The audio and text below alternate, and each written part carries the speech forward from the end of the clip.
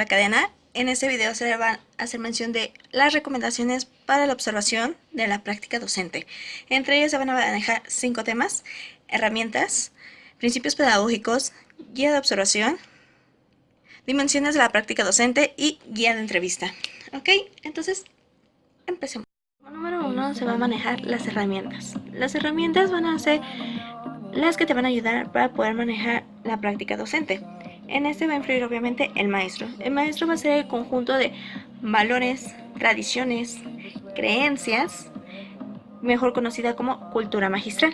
De igual manera en este va a influir lo que es el mito, el rito, pero no cualquier rito. No va a ser el rito para poder conquistar tu amor. No, obviamente no.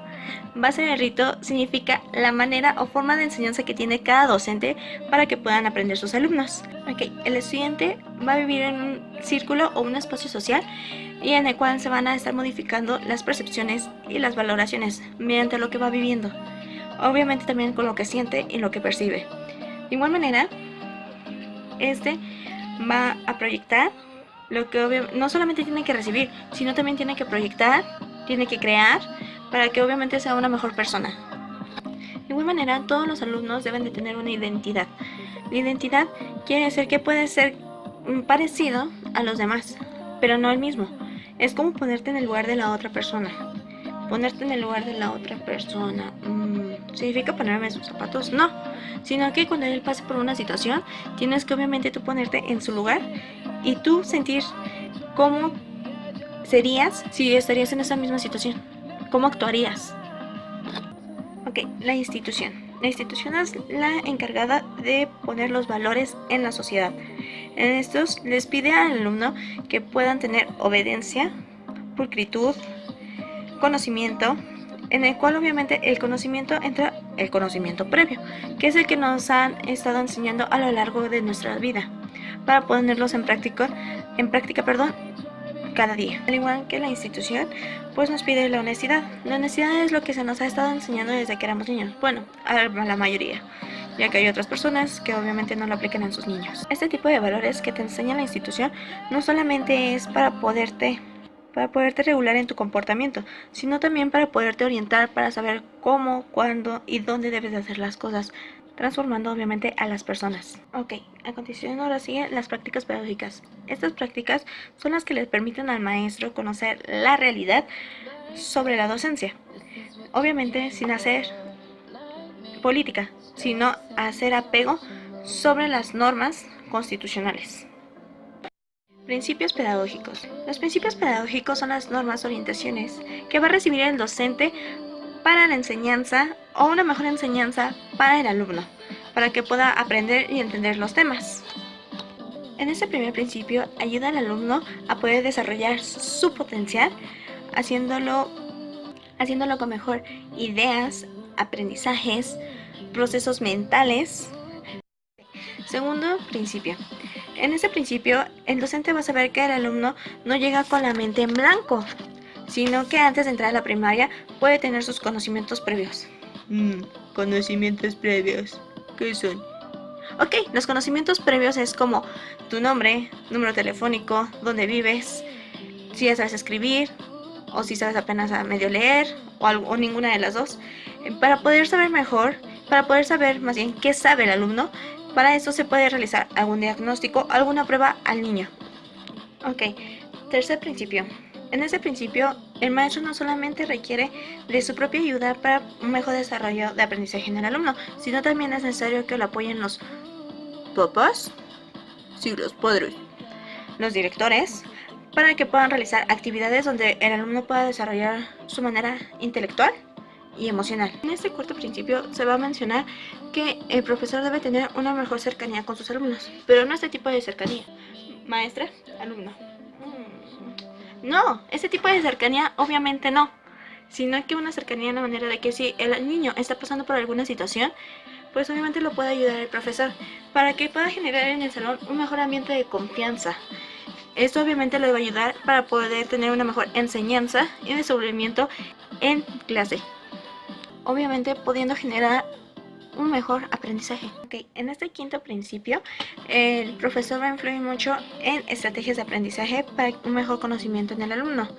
Obviamente ese tipo de aprendizaje tiene que ser motivado o atractivo para el alumno.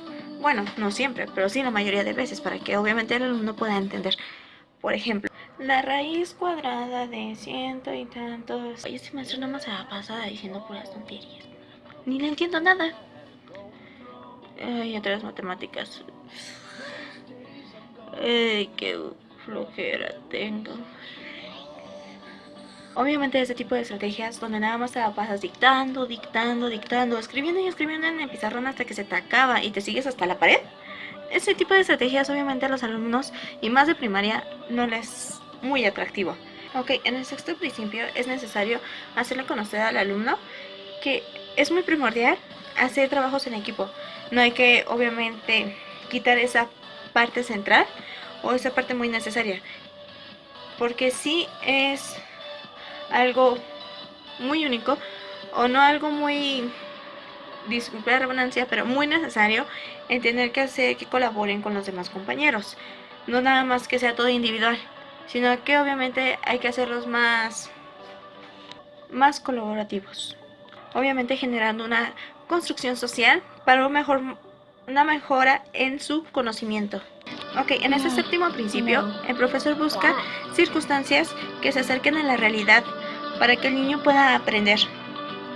Y este obviamente no pueda ya perder el interés dentro de la clase.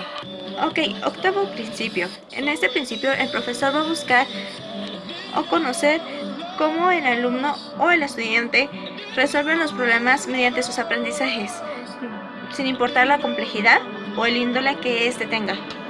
Ok, en el noveno principio. En este principio el maestro siempre va a ser el modelo a seguir de su alumno. Por eso nosotros tenemos que ser modelos buenos de aprendizaje para los alumnos. Ok, décimo principio. En este principio los profesores son los encargados de fomentar el aprendizaje o el interés sobre alguna materia, teniendo como beneficio obviamente el aprendizaje. Onceavo principio. En este principio hace que todas las asignaturas no trabajen por separado, tú por allá y yo por acá. No, sino que trabajen todas en conjunto para de una manera muy creativa y alternativa, para la mejor enseñanza o aprendizaje. Ok, en el 12º principio, en este obviamente el profesor ya tiene que haber hecho capaz al alumno de poder no ser ya impulsivo y poder hacer las cosas por sí solo, ayudarlo a aprender, que aprenda, sin obviamente necesidad del maestro, porque obviamente no siempre vamos a tener al profesor. Ok, en el 13 principio va a mejorar el aprendizaje, el bienestar y la comunicación con todos los alumnos o los integrantes del grupo. Ok, 14 principio. Por fin. Bueno, en este el niño se tiene que sentir libre y valorado ante cualquier situación y cualquier persona que esté en su ambiente social. La observación. La observación es la comprobación del fenómeno que se va a tener a la vista, obviamente sin alterarlo. Para este tipo de observación se van a utilizar algunas características como el por qué, para qué, cómo, cuándo, dónde. Ok, la técnica de observación en alguna aula es mediante notas de campo, por ejemplo, chequeo, croquis, guías de entrevista, etc. En este se va a tener que observar el clima emocional que se genera dentro del aula, que va a ser percibido por los alumnos y más que nada por el docente, ya que se va a dar cuenta también por el aprendizaje que van adquiriendo sus alumnos. Ok, y el perfil del observador tiene que ser de una manera flexible, empática, manejo de sistemas curriculares, por ejemplo, dentro de la enseñanza y el aprendizaje. En este se va a observar el inicio y la finalización de la observación. De igual manera, las personas que van a influir, bueno, la cantidad obviamente de personas que van a influir dentro de esta observación. En este se va a observar lo que se va a desear investigar. Obviamente se tiene que tener una planificación, una meta o un objetivo, el cual se desea realizar, checando todas las acciones y situaciones involucradas. En este se va a buscar información acertada para la realización de prácticas docentes, dependiendo de estrategias para la escuela, de manera para las prácticas docentes. Ok, las partes de una guía de observación, si vas a aplicarla en una escuela, se va a utilizar el propósito, contexto, descripción de la actividad, institución donde van a influir las características físicas, De igual manera, la organización laboral y la población estudiantil en esta institución, obviamente. Y por último va a ser la aula y procesos didácticos. 6 dimensiones de la práctica docente. El primero, el profesor tiene la facilidad y las cualidades para poder afrontar alguna problemática que se le llegue a presentar en el aula. Segunda dimensión, la institución. En este, el profesor puede poner en práctica todos los conocimientos que ha adquirido a lo largo de sus prácticas docentes o al igual en su sistema académico, para ponerlos en práctica en los alumnos que forman parte de una sociedad. Tercera dimensión, en el cual el alumno puede llegar a tener un mal comportamiento. Es necesario que el maestro pueda hablar con los padres o requiere el apoyo de ellos para poderle enseñar al alumno qué es lo que está bien y qué es lo que está mal, y obviamente para poderlo hacer una mejor persona. Cuarta dimensión, en este el profesor va a tomar las decisiones dependiendo de la condición económica que estén presentando sus alumnos, obviamente para no perjudicarlos. Quinta dimensión, en este el profesor va a poner en práctica sus valores, haciendo que también interactúen los alumnos para que ellos en conjunto o individualmente puedan construir su propio conocimiento. Última dimensión, el docente debe poner en práctica sus valores personales. Obviamente no puede insultar al alumno por no entender algún tema, sino al contrario, tiene que tener que pensar en estrategias de aprendizaje para podérselos enseñar y que él tenga un mejor entendimiento sobre el tema. Siguiente tema es la entrevista. La entrevista es la relación de verse mutuamente con algún objetivo en específico, dialogando el tema que se ha elegido anteriormente, llegando totalmente a alguna conclusión. Obviamente esa entrevista tiene que cumplirse el propósito o el objetivo que anteriormente se habrá mencionado o pensado.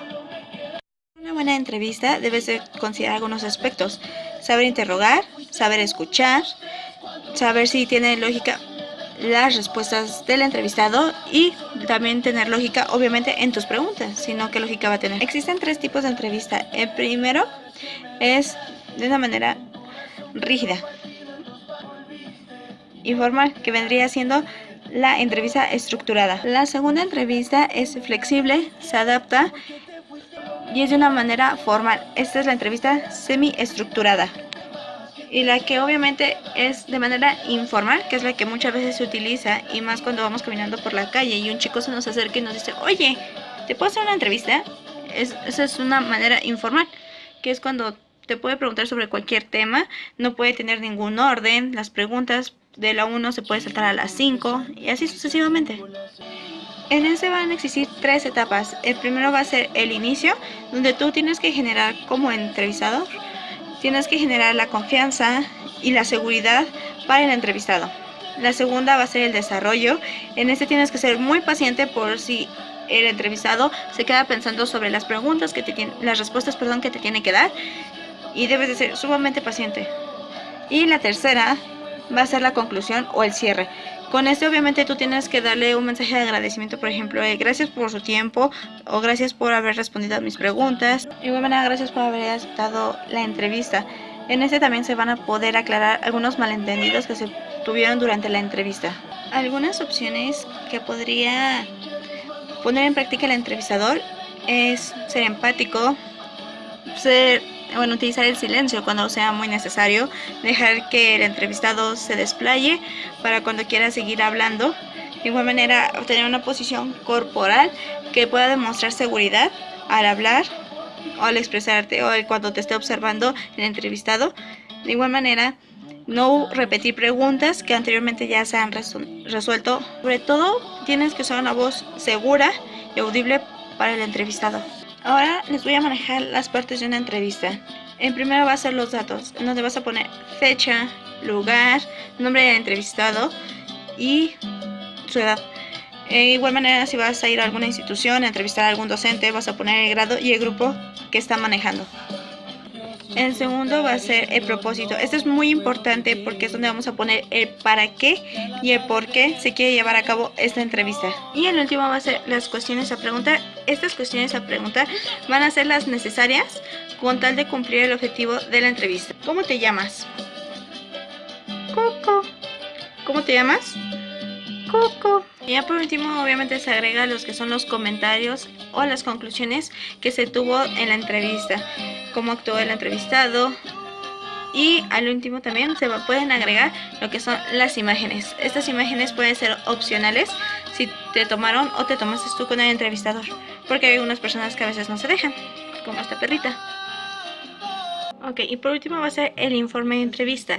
En este vamos a tener que indagar sobre el tema que se va a estar hablando la entrevista y para poder hacer la realización de la guía. Pero antes de eso se va a tener que conseguir a la persona que se va a aplicar la entrevista.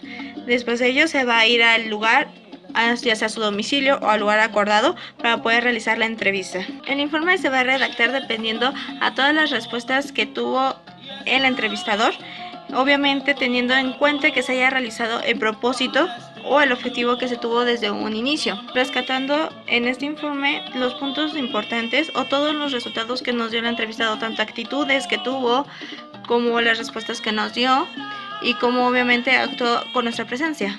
Hay muchas personas que si les habla sobre su profesión, les hace recordar su juventud, como cuando empezaron a estudiar la carrera, el por qué la eligieron. Entonces es una experiencia buena para algunos, tanto es mala como para otros, dependiendo de las preguntas que obviamente les vayas a aplicar. Por eso debes de pensar muy bien antes de realizar tu entrevista, indagar muy bien sobre el tema para que obviamente tengas los conocimientos necesarios para poderlo aplicar. Esto ha sido todo por el video de hoy. Esto tuvo como finalidad dar a conocer 5 de los temas que hemos visto durante todo el semestre en la materia de herramientas para la observación y el análisis de la práctica docente. Obviamente para podernos ayudar como nosotros formadores para la docencia en niños de primaria, son estos temas muy básicos, como los principios pedagógicos, son cosas o más bien temas y subtemas que vamos a seguir utilizando a lo largo de nuestra práctica docente y a nuestro nivel académico. De igual manera, cuando ya estemos laborando, también los vamos a utilizar mucho. Entonces, esto ha sido todo. Les agradezco por el tiempo prestado a mi video y que pasen una buena noche. Adiós.